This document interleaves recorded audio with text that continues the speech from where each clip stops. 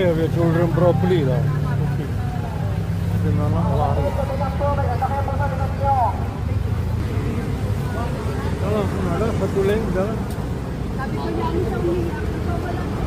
Tapi dia langgar orang sini dia mati ya. Kalau bagi tahu sudah ini ada prosedur.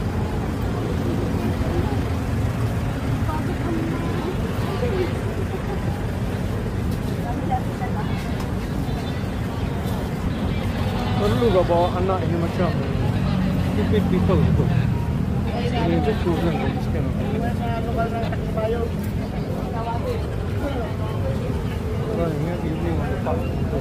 Kayo ay mag-live stream kayo.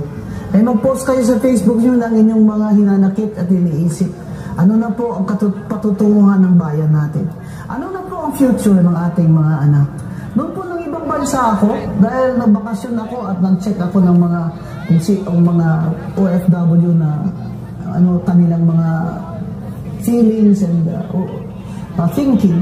Tinanong po ako, attorney, may pag-asa pa ba?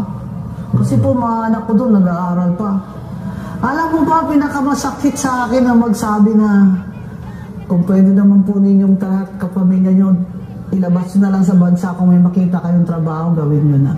Napakasakit sa akin na lumabas sa bibig ko yun.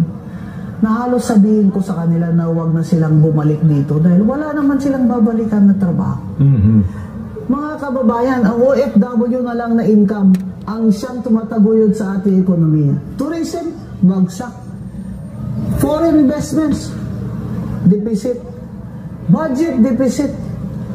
Tourism, gross domestic product, OFW earnings. Yan ang tatlong tumataguyod sa ating ekonomiya. OFW income na lang po ang natitira.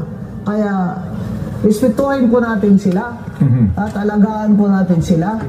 Pasalamatan po natin sila sa kanilang at walang mawawalan ng pag-asa. Pero ngayon, ang mga pangyayari ay